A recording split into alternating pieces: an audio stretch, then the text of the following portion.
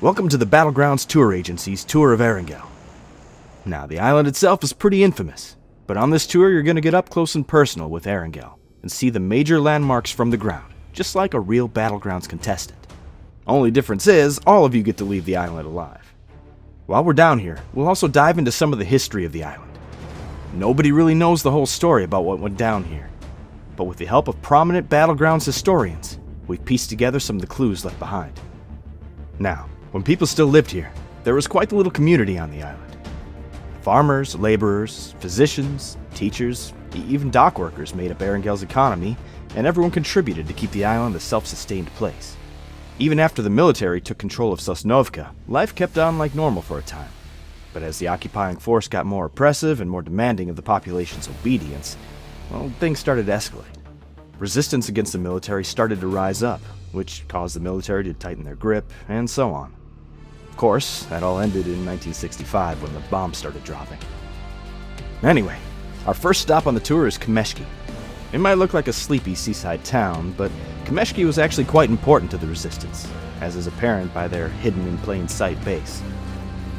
This was one of several bases set up around the island to monitor what the military was doing and plan strikes against them. And being so close to Stalber, you can bet they were relaying communications of their own.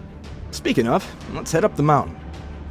Stalber is one of the highest points on Erangel, and as such was the perfect spot to set up communications arrays.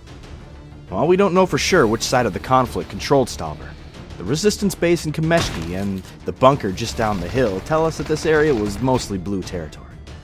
They even flew the flags of their enemy down here to help throw them off their trail. This here is Erangel's infamous crash site. It's nothing compared to that aircraft graveyard down on Sosnovka, but it being so out of place is exactly what makes it interesting. Nobody's quite clear on how the plane went down, but these things don't really have a habit of just falling out of the sky by themselves. That was before flight data recorders were widely used, so we might never know what took her down. But she's part of the island now, and part of the tour. George Bull was a priority for the occupying force, as it housed a large portion of Erangel's population, and was the island's most prominent port, with shipping containers full of supplies from the mainland arriving every week. They set up base in the north of the city and put its jail to good use once the blue flags started flying around. Some of you noticed the cameras around. Those are a more recent addition to make sure none of the Battlegrounds action is missed. They get replaced pretty often with all the bullets flying around. Speaking of surveillance and bullets flying, that mountain outside of Gatka was a prime place to set up surveillance, or even a sniper nest.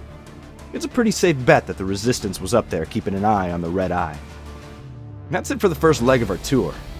We'll spend the night here in Gatka and start up first thing in the morning.